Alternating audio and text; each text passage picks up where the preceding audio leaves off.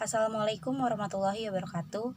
Saya Siti Nuraziza dengan NIM 66622200022 dari kelas 1A. Di sini saya akan membahas fenomena politik kontemporer yang terjadi saat ini untuk memenuhi tugas ujian tengah semester mata kuliah pengantar ilmu politik.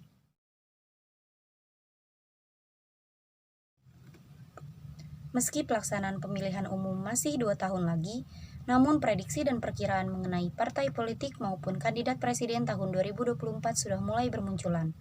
Entah itu isu-isu kandidat capres-cawapres maupun sisa konflik pemilu periode sebelumnya yang kembali muncul ke permukaan. Di sini saya akan membahas beberapa fenomena politik nasional kontemporer tersebut. Yang pertama yaitu ada prediksi pemilu dan hiruk-pikuk pasangan capres. Analis politik Foxpol Center Research and Consulting, Pangi Sarwicaniago, memprediksi akan ada 3 hingga 4 poros koalisi pada pemilu 2024. Salah satu poros itu disebut akan mencalonkan Gubernur DKI Jakarta yaitu Anies Baswedan sebagai presiden. Prediksi ini menyusul deklarasi Anies Baswedan sebagai capres pada pemilu 2024 oleh Partai Nasdem. Pangi menyebut dengan diusungnya Anies, makin besar kemungkinan Nasdem akan berkoalisi dengan Demokrat dan PKS.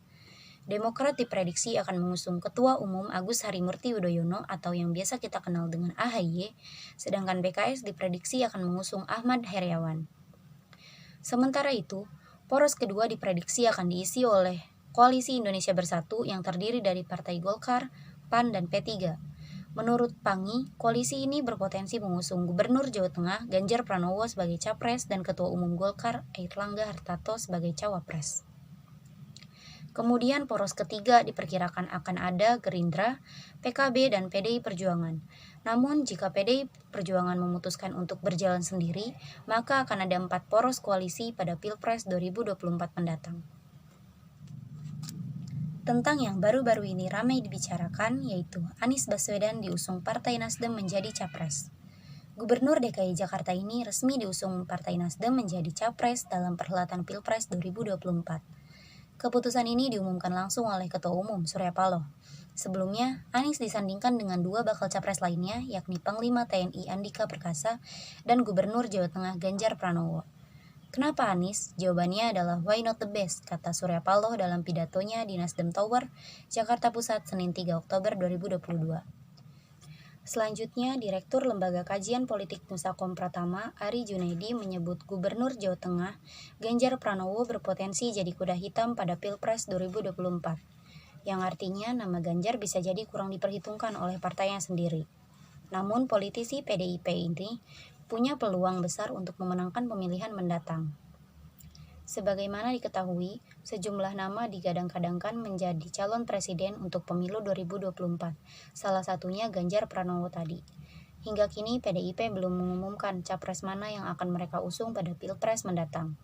Namun belakangan ini gelagat PDIP memihak ke Puan Maharani, sang putri mahkota.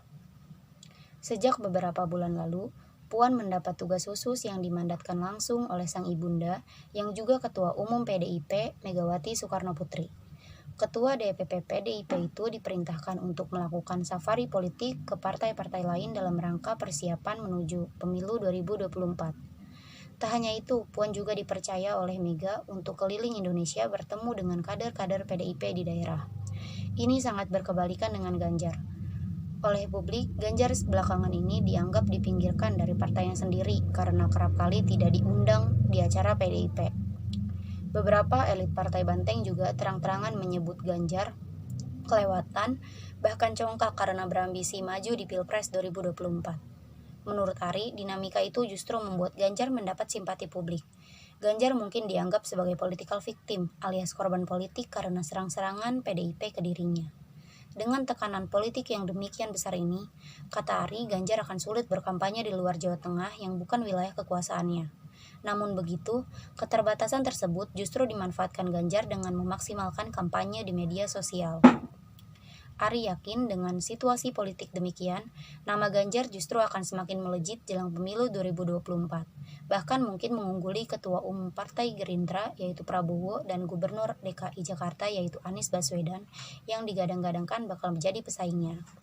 Lain dengan Ganjar, elektabilitas Prabowo Subianto sudah mencapai titik puncak, malah berpotensi turun.